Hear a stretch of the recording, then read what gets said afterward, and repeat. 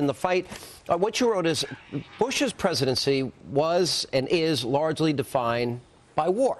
Right. I think most people do that. One of the things you said in the book, you felt you wanted to make the case as strongly as possible the president did not lie about weapons of mass destruction, and you felt one of your biggest failures were you didn't go out and fight harder on the issue. Right. Explain that. Well, July 15th of 2003, Ted Kennedy goes out and makes a speech saying Bush lied on WMD in Iraq. Later that day, Senate Democratic leader Tom Daschle repeats the charge at a press conference. Oh. The 16th, John Kerry and John Edwards both make speeches saying Bush lied, and they're joined by Congresswoman Jane Harman, who makes a slightly more nuanced version of the same argument. This is the opening shots of a Democrat war against the president on credibility over Iraq. That you'll acknowledge in the end was somewhat successful. Was corrosive. Absolutely. Well, but before you finish your answer, I don't like to interrupt you. Let's show our audience a montage of the Democrats and what they said.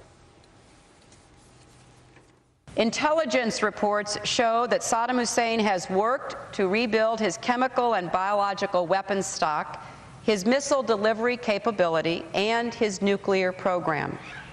He has also given aid, comfort, and sanctuary to terrorists, including al-Qaeda members. I think it would be naive to the point of grave danger not to believe that left to his own devices, Saddam Hussein will provoke, misjudge, or stumble into a future more dangerous confrontation with the civilized world. I won't take a backseat to anybody in my concern about Saddam Hussein.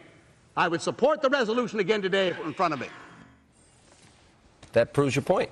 Well, yeah, in fact, you could have dozens more quotes from Democrats who, including Ted Kennedy, who opposed the resolution, but nonetheless went out and made a speech a couple of days later saying Saddam Hussein has weapons of mass destruction. So for these people to make this charge, knowing that it was untrue, is cynical and hypocritical. And I lay out the case against them. 110 Democrats voted for the authorization of the use of force against Iraq. 67 of them stood up on the floor of the Senate or the House and said Saddam Hussein had weapons of mass destruction. We acted on the basis of what we knew. There was a consensus in the intelligence community worldwide and a bipartisan consensus here at home. And so for Democrats like Kerry and Edwards and Clinton, who voted for the war, to later say Bush lied, or like Kennedy, who voted against it but nonetheless shared in that opinion, was deeply damaging to the country, but also reflective of an absence of character in those people. Well, it got even worse than that, which was a point, and that's why, seeing it from your perspective, my perspective, I couldn't believe, you know, John Kerry accusing our troops of terrorizing women and children of the dark of night, or John Murtha, who recently passed away, you know, saying they killed innocent civilians in cold blood, or any of the many other accusations that were made. The war is lost. The surge has failed. Harry Reid said all that. Right.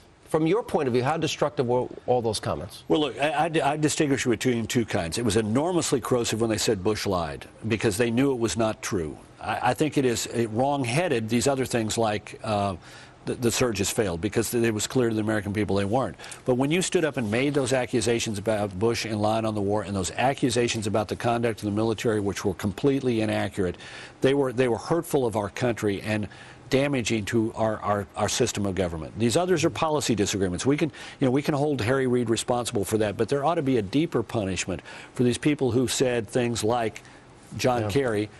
Wait, you